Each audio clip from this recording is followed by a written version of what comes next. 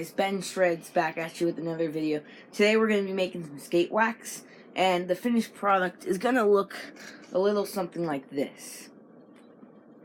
All you're really going to need for this project is a soda can, or just a can, carbonated or cut in half, some wax, and you have a few options for that.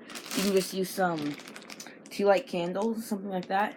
You can just get like some just like chunks of wax like that, or you can just like get a candle that's in a jar and just break the glass off or something like that. And then what you're gonna need is just like some oil and some butter, which is just stuff everyone has laying around, and a pot to put water in, and then put this can in to make sort of a double boiler. So let's get down at the stove. So to start this off, you're just going to want to put some water in the pot. Just 1 second.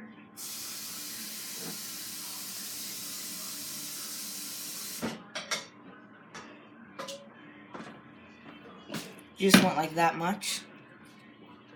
And then you want to put your can with the wax in it inside of the pot. And this is about 10 tea light candles. So I have a recipe for how much butter and oil you need for that, so I'll share that with you guys later. So now you just want to put it on small burner on 7 or medium high. So I'll bring you back once this starts melting. As you can see, it started to melt some. If I can get a close-up of the wax and stuff, it's starting to melt. So I'm going to bring you back once it's completely melted.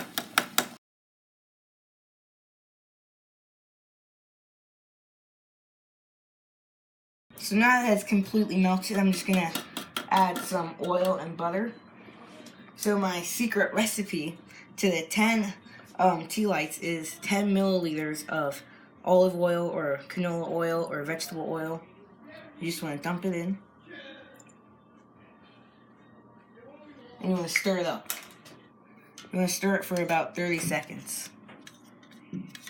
So I'll bring you back after it's done, after I'm done stirring it. Okay, now that I finished stirring that, now you want to add the butter, which for my recipe, for the 10 tea lights, is 1 teaspoon.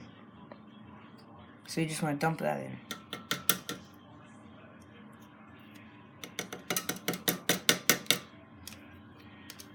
You want to make sure you get it all.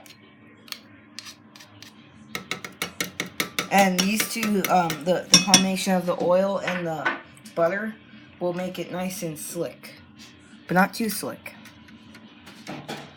So then you can just stir that, incorporate it well, and just pretty much just stir it. And while that's doing its thing, I'm just going to talk about molds for a sec. So you can use just like another soda. You can just leave it in there and let it cool like that, or you can get something like this. But if you're, or like just a regular red Solo cup or something like that. But if you're using something like this, which is really hard plastic, you want to grease it with a little bit of like cooking spray. Like spray it on a paper towel and wipe it in there, so it'll make it a lot easier for it to come out. So yeah, those are, you can use pretty much anything for a mold. So now that this is done incorporating, we're just going to pour it into our mold. So if my camera can follow me to this station, we're just going to grab it out. And you can use pot holders if you want, but it's really not that hot. Just put it down. You want to crease the can to make a kind of a pouring spout. Kind of like that. And then just going to pour it into the mold.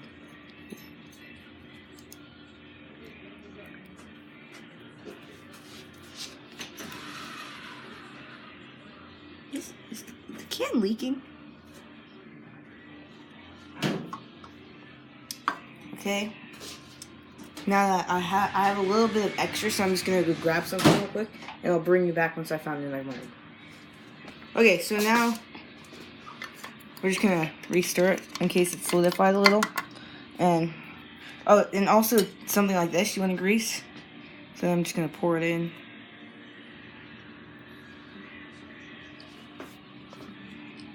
So then the can you can just throw away. I'll bring you back one. Oh wait, there's some options for letting these dry. You can just leave them out, but that'll take quite a while.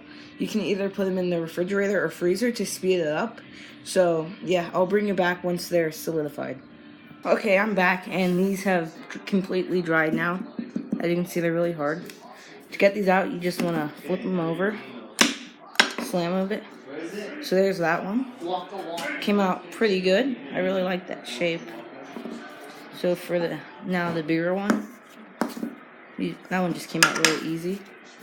So yeah, it's really a good size. Ooh, there's a little crack, but it's a good size to just like maybe cut it in half and then stick it in your pocket in a Ziploc or something. Take it to the skate park. Yeah, I think it came out pretty good.